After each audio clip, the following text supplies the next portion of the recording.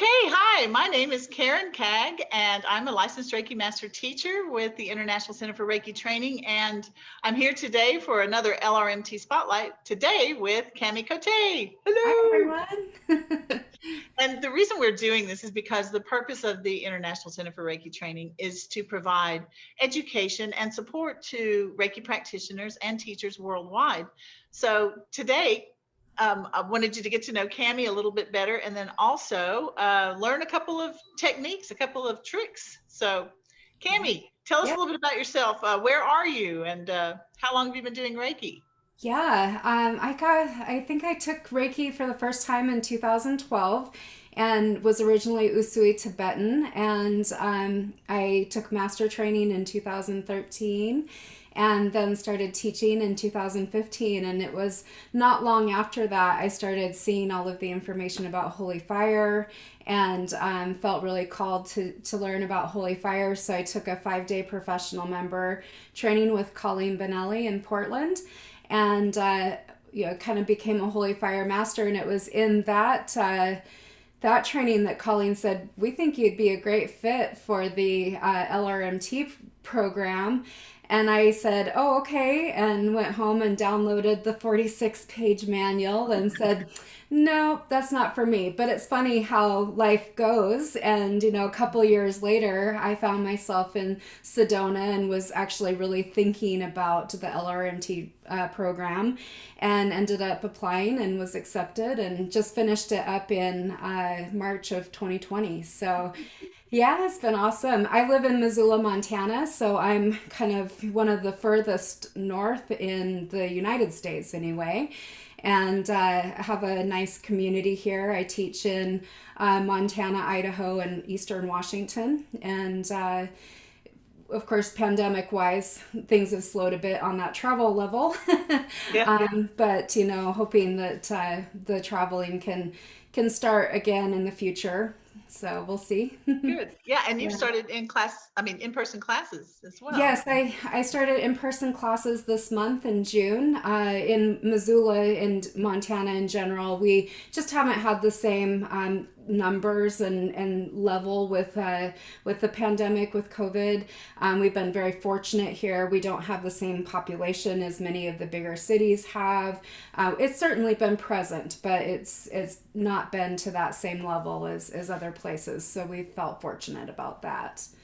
Well, that's Yeah. good. Well, you do so many different things. So we had trouble trying to decide like what should you share because you had a wonderful article in the Reiki News magazine about yoga and Reiki. Reiki. You Yeah. also do sound and Reiki. So so what did you decide that you wanted to share? Yeah, well, just I do love yoga and Reiki, and I am a yoga teacher. I'm a very well trained yoga teacher, but my Reiki practice has been really busy, and my teaching practice has been really busy, and I just haven't really had the opportunity to be teaching yoga as much. So my bigger focus right now is with Reiki and with sound therapy. And so I said, let's talk a little bit about sound therapy today. Yeah. So, yeah. Yes, so sound therapy, I work with a lot of different instruments. My first sound therapy training, I took a multi instrument training. And so it was the Himalayan bowls or the bronze bowls, and then crystal bowls, tuning forks, drum, gongs, and the voice. And I love that. And during that training, I found a really deep love for the metal bowls or the bronze bowls, uh, gongs, and voice. I've always loved to sing, so I like to use my voice. And so I really kind of went in that direction with the Himalayan bowls and with the gongs and lots of other little chimes and complementary instruments. Mhm. Yeah, I've watched some of your stuff and I've heard you sing. I heard you sing at Yeah. the International Reiki Retreat and I was like, oh my gosh, just like chills. Yeah, Um, thank you. so the amazing thing about the voice is, and I don't have a voice like yours, but we have it. I mean, we carry it with us everywhere we go. And so Yeah, that's Oh, sorry to interrupt. No, go ahead. That's what I tell everyone. I say, we have an instrument right inside of us, and while it's wonderful to be able to own these kind of instruments, they're also a pretty hefty investment oftentimes. And so, really, we can make sound right within our own selves. And there's so many, my own self, I had a lot of confidence issues in my earlier years and things like that that made it harder for me to share my voice. But over time, and really the desire to continue to share my heart, really brought out my voice. And I still get nervous, especially when I'm in big crowds and that sort of thing. But I've really overcome so much to be able to share my voice. And that's what a message I often try to convey to anyone is that the sound, even if you perceive it as not being like a perfect sounding voice or whatever the case is, that's exactly what your clients and your people that you are working with need to hear. It doesn't have to be perfect. And in fact, I often hear someone say that your voice just brought me to tears. And there's like this recognition, like, no, I don't always hit the perfect high note, or whatever the case is, but it's very real, and that's what they like about it. So yeah, I guess the sound waves are actually carrying the Reiki, Yes. that vibration. So Yeah. Yeah, in fact, is it okay if I talk about imbuing? Yeah, okay, great. So, one of the things that I love to do with all of my singing bowls, all of my instruments, really all of my sacred objects, is to imbue them with Reiki. And I know a lot of people that follow the International Center for Reiki Training, have heard and probably imbue their different sacred objects, and there's multiple ways of doing it. But one of the ways that I do is just really in the Reiki 1 and 2 manual, the Healing Touch, and it's called Jackie Kiri Jokaho. And you take a deep breath in and you hold your object in your non dominant hand. Take the deep breath in, and then you do 3 chops right over the object. So I'll do this. Then I always exhale and bring my hand towards the bowl. And then at this point, with my cymbals, I put my cymbals over it and, do all of the things and hold it for a little while. And this is an imbuing process. So, one, I cut and cleared the negative energy. That's what Jackie Kiri Jokaho is.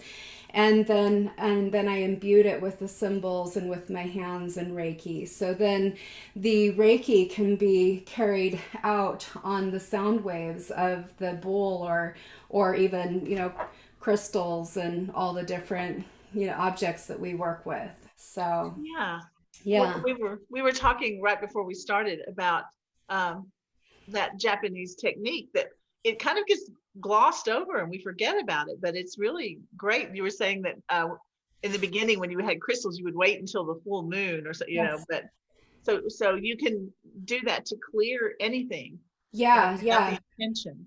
Uh, yeah. when you're chopping, you're cutting away, clearing anything that's attached. Yeah. Yeah, definitely. I used to, as I shared with Karen prior to us starting, I used to always, before I really had Reiki and started learning all of these techniques, I was into crystals and different things. And I would always feel like I had to wait for the full moon for them to be cleansed and cleared and so on. And so when I learned Jackie Kiri Jokaho, and I really learned it just by reading the manual, my teachers didn't teach it. And so I read about it and I was like, well, this seems pretty simple and pretty easy to do. And started doing that technique. And it's been really wonderful, and I can just go through and clear a bunch of objects. The other thing you can do is, if like I have a whole table of singing bowls over here, so after a session I can cleanse them all together, and then I'll just beam Reiki at them just to get them all charged up again before my next session. That's a So great idea. yeah, yeah. And then you said you also had a different technique. What did you call it? I call this the sonic smudge. Yeah, yeah. So, this is a technique. So, not only do I teach Reiki, I also teach Himalayan singing bowl courses. And this is a technique that I teach in my Himalayan singing bowl courses. And it's called, I call it sonic smudge. My teacher called it aura clearing. But because of Reiki and our, we've had techniques called aura clearing, I kind of changed the name to sonic smudge because that's really what it is. So, do you want to receive? Yes, please. Okay, cool. So Okay, if you'll continue. just hold your arms out for me, what I'm going to do is I'm going to start with your heart. So I go in with my bowl 3 times to the heart.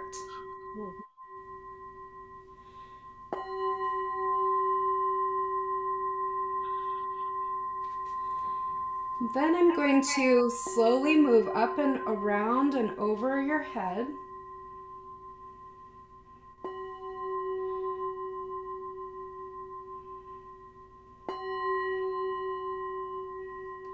And then I'm coming back to the heart and I'm going out the arm to the right.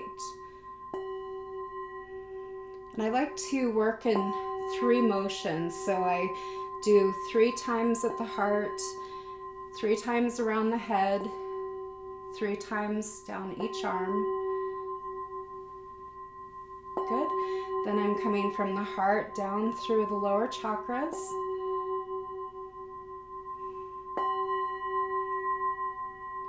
And now I'm going to go down your right leg.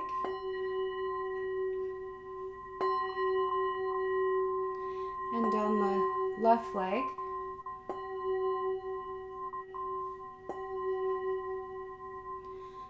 Good. And then I'm going to come up the body and back to the heart and do 3 circles.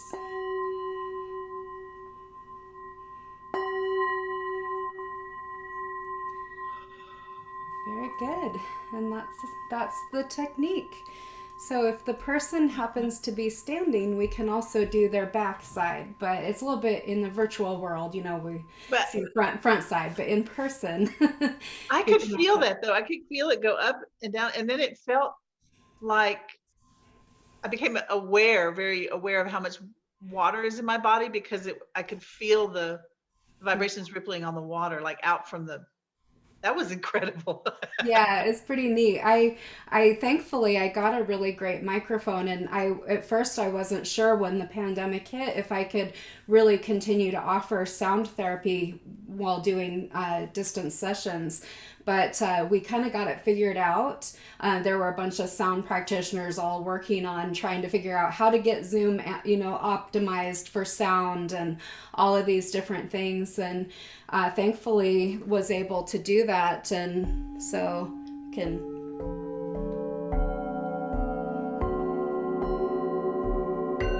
have a pretty nice. That, and I don't even have headphones on, so that's just Right. my regular speaker. That's amazing. Yeah, and that's actually what I do recommend when I'm working with clients is that they have headphones or a good speaker if possible too, so Oh, yeah, it's pretty neat. that's amazing. I was going to check to see if we had any Yeah. Mercury retrograde here. Let's see. I was Oh, going to right. see if we had any questions coming through. Um, nope, it's just very, very slow. That's Okay. okay. So if you do have any questions for Cami, just post them below and we'll come back and we'll check to see if you have any question. Oh wait, maybe it's working. Is it working? Yeah, most people catch these on the replay, Right. but and so post if you have any questions at all, post them, and I'm just going to see if I can do a quick And I'll scan try to here. keep an eye on that. So if people are catching it in the replay, I'll try to get back and answer questions if they come in after we're done with the live today. Are you using? I have a question. Are you Yes. using a Blue Yet? What microphone are you using? Yeah, I'm using the Blue Yeti. Yes.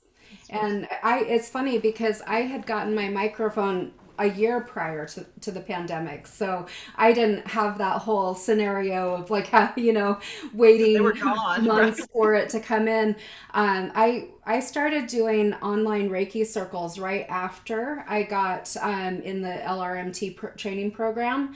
And I knew that I needed to have a good way of, having my sound. And so I did a bunch of research and found that to be one of the better, kind of mid-level microphones. And I've loved it. It's been great. It picks up a lot. Like if I do a lot of clunking around, also, like with my chair or something like that, it does pick that up too. But I try to be very still when I'm working with the bowls. Yeah, well, it Yeah. does do beautifully. I do have a question here. Chris Peters asks, did you find a difference with brass versus crystal bowls?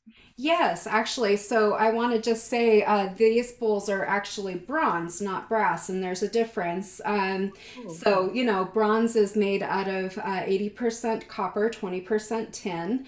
And I personally find that the bronze bowls are very inviting. They're soft. Though they're hard, they're soft, and their sound. While you can bring the sound up with them, they seem to be very inviting, very charming. People really love them. The crystal bowls I tend to find, and this is just again my own perception, what I've seen, what I've talked about with clients, and in my sound therapy programs, I've had similarly to the LRMT training program, had to do a lot of um, uh, oh shoot, now the name is going to escape me.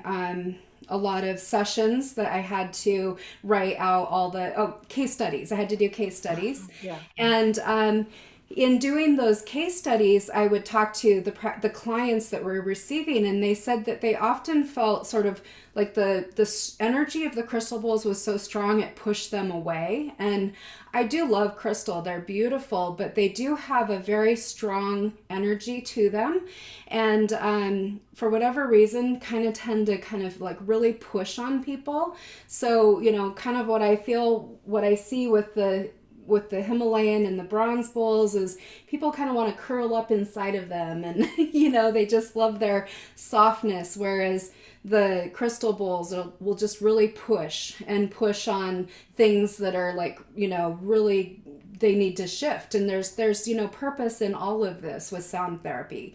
You've got someone that just isn't changing, isn't like kind of continues to have this issue that won't change. It's like, okay, bring in the crystal, and you can kind of push a little bit to, and that's what the gongs do too. The gongs often will kind of shake things up, as we Yeah. say, and really like get people to look at the stuff that they're not wanting to look at. It's really So interesting. So yeah. these are great compliments to Reiki. So Yeah, definitely. I've always seen everything I do as like under the Reiki umbrella. So it's all complimentary, and while I love to do full just Reiki only sessions. I personally tend to do what I call signature sessions, which are a combination of the Reiki and the sound, and sometimes a bit of reflexology. And those are like my favorite sessions because I just really get to listen in to what the person needs, and then be able to help them through that. So yeah. that's great, Kami. I think that's what many of our listeners. I mean, we all come under that umbrella of Reiki, and Yes. then each of Yes. us has different little gifts, and then we weave that Reiki into whatever session our clients need or Yeah. our students or Yeah. so. Yeah. Yeah.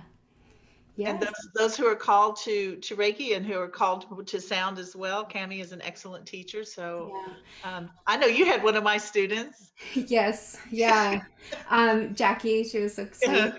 Um, yes, so as far as like teaching goes, I currently teach in person in Missoula, Montana, and I teach online as well. And so that's wonderful teaching Reiki. And then the sound therapy classes that I teach, or the Himalayan singing bowl classes that I teach in person. I have classes coming up in October of this year. It's really it's hard the way that we teach these classes. It's really hard to do it online. You know, we've got to have a lot of bowls and there's a lot of techniques, and it just is a bit more of a challenge to facilitate that type of class online, trying to get people playing and tapping and, you know, all of these different things. And then there's the the practice aspect of it. So yeah, I've so far only been teaching those in person. Okay. And so Yeah. your website is heartrhythmreiki.com, Yes. right? I'll put that, Heartrhythmreiki.com. yeah, I'll put that there. So check out her schedule. And Cami, I'm so grateful to you for taking your time to share those techniques. And thank you for that for that sonic cleanse. That Yeah, was you're amazing. welcome. I'm Yes, gonna you're go do some good welcome. work now today. Thank you. Definitely. You're welcome. Thank you. We'll Thank see you you. guys soon. All right, take care. Bye.